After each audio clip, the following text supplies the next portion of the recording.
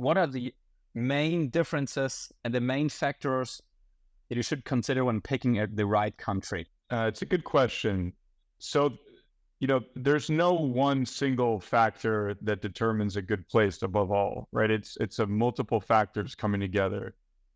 So I think the first and most obvious one, the first one that we have is just price, right? And so you look at the extremes, if you have software developers in New York or San Francisco, they're obviously going to be quite expensive because just the cost of living is very high. And also there is a lot of competition, right, in those areas. On the other hand, you can go to a place, all the way to the other side of the world where you can hire 10 software developers for the price of one in the United States. But that's also not necessarily the best indicator, right? Because it really isn't just about price. There's these other factors. And so, the second factor that's obvious is skills, right? And so there's many ways that you can assess skills. For example, there's a global ranking called HackerRank. There's tens of thousands of software developers that come together and they compete to kind of show what the overall skills are in solving certain problems and developing. But that's also not a singular factor to look at, right? The top 3 countries according to HackerRank are China, Russia, and Poland. But if you look at a country like China, it's not the top outsourcing destination because good software development doesn't just rely on your actual hard development skills and your ability to code quickly and overcome technical challenges, right? Because if you're overcoming the wrong technical challenges or you're going in the wrong direction, it doesn't really, it's not helpful that you can do it faster or better. And so the third indicator is really about culture, language, communication, right? Some of the best software developers that I know will say that the most important skill for a good software developer is the ability to communicate, right?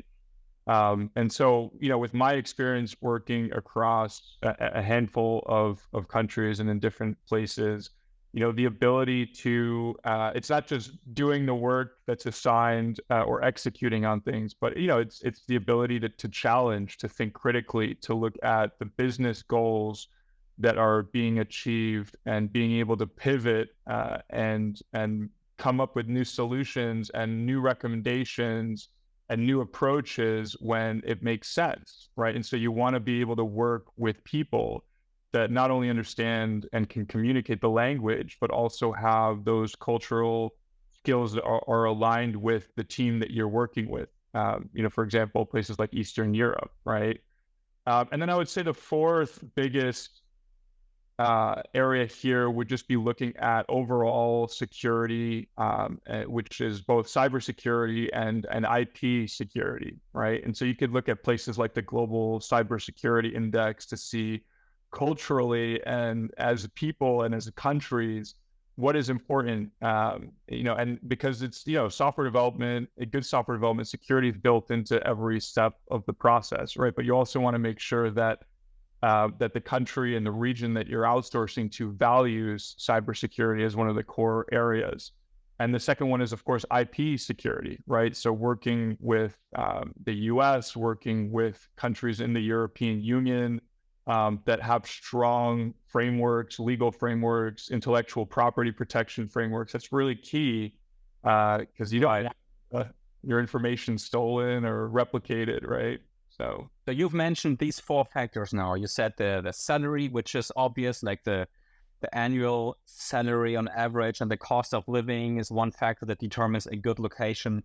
The second thing is skill, but looking at the skills and ranks like HackerRanks alone will not kind of decide for you which is the best place, because otherwise China will be the outsourcing destination.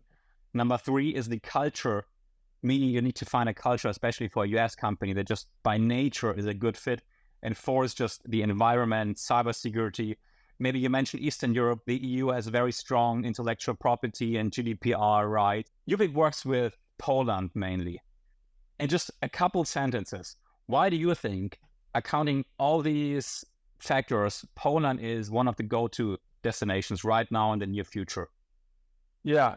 So I've been working with Polish engineers for more than 10 years now. And, if you understand the landscape, that it's a little bit more complicated than just looking at any one of these factors. You're looking for a country that has the perfect intersection or an ideal intersection between all of those, right? It's a good price, cost of living. It's not untenable, on average to hire. So these factors should be balanced out rather than having one striking out, like only looking at the cost, which is maybe one. Yeah, if you look at like the old economics, supply and demand, you want to find equilibrium between all those factors: price, skill and quality, cultural fit, and the ability to communicate, and then security and IP safety, and a long-standing history of all of those things.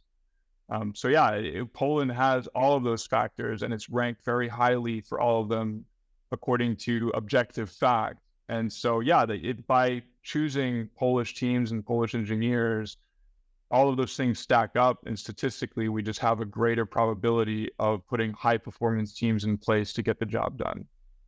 Thank you, Chris.